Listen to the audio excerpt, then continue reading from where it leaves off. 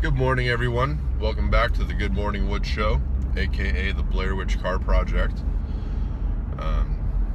Took the day off yesterday from making a video because I did not drive myself to work. And this morning I'm starting a little late because I was told I have the day off, and so I slept in, and that felt great.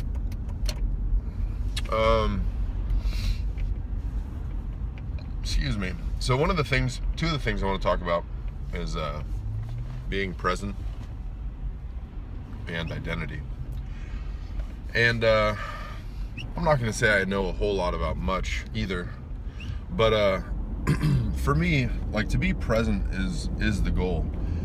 And usually something out of the ordinary has to happen. Maybe I'm saying that wrong.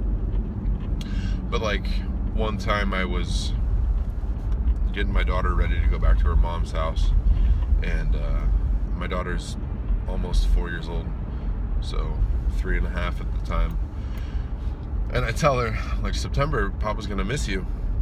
And she's like, why? And I was like, well, because you're going back to your mama's house. I'm not gonna see you for 2 days. And she goes, but I'm here right now.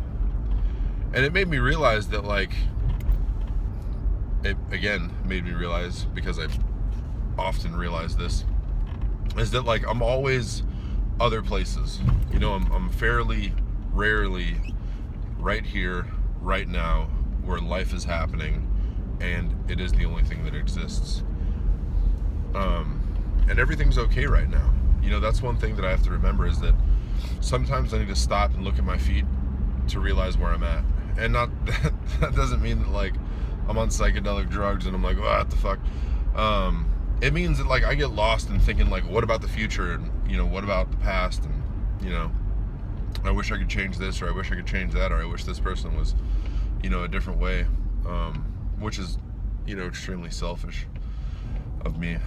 But I project my fears, and I feel like, and I've heard a few people say it, is that if you're projecting into the future, you're typically going to be projecting fear-based thoughts, you know, so you're going to be thinking about an outcome that's not favorable to you, or could be harmful, or have a very undesired outcome.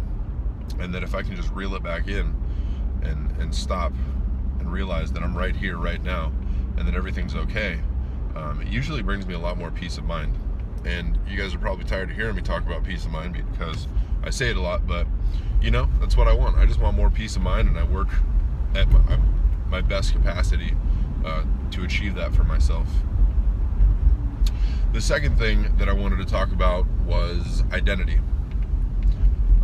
And I don't really have much of a aim, just like a fucking sperm cell looking for an egg on this topic. But I come from rough beginnings, we'll say. And the other day, I got a phone call saying that you know, my mom is involved in a civil case. The county of Ventura is looking for her, and I was one of the 2 possible locations that she could be living. And so, knowing my mom and knowing who my mom is, this was all very possible. And so, and I have no, like, real attachment or ties with my mom. And so I called the number back and gave them her phone number, because she had recently texted me, which it was, you know, out of the ordinary. And I just cooperated, you know, because I have nothing to hide, and I'm not running from anything today. And it really fucked me up, because I figured that was true, and that's the type of person / people that I come from. And so it made me feel shame and guilt, embarrassment, fear, you know, that my mom would be going to jail, and a whole whirlwind of emotions that I'm still unable to identify. And the reason why I told that story, let me finish the story. So I end up not doing what I routinely do on a Monday night. My girlfriend asked me, you know, how I was feeling, and I said, I kind of just want to come home and watch a movie. And she said, how about sushi? And I said, fuck yeah, because who doesn't want? So I always want sushi. And so we meet up at the sushi spot for a wonderful Monday night date. And so I told her about that. She's like, oh yeah, I got a phone call too. And I'm like, what the fuck? Like, how? And she tells me, she's like, and my girlfriend's really smart. She is very realistic when it comes to identity theft, so she's always like a step ahead of the game. And she's like, yeah, I googled the number and it's a scam. And I'm like, what are you talking about? She's like, people are just trying to get your social security card or social security number and then open fake credit cards in your name. And I'm like, I just feel dumb as fuck for believing this scam, you know, but whatever.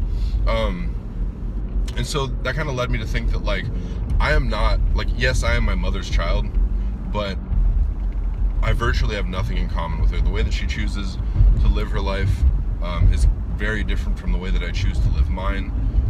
And by no means is my life, and by my life I mean like my social standing, affected by her decisions. And so it kind of made me think that, like, I am who I am. I am who I choose to be. And I don't need to be held down, or I don't need to be, I guess, beaten up by myself because of something that my mom does or has done. And, you know, I think that that applies to a lot of people. I think that we all live in the shadow of you know, what our parents were, or what our parents are, whether they're, you know, on the low end of society, or, you know, somewhere in the middle, or on the higher end.